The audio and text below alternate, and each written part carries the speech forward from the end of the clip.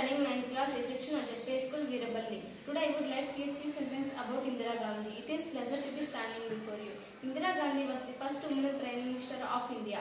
She is Iron Lady of India. She is born on 19 November 1917 in Allahabad.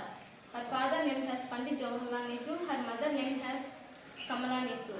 She has two sons, Rajiv Gandhi and Sanjay Gandhi. She is important role of independence of Bangladesh.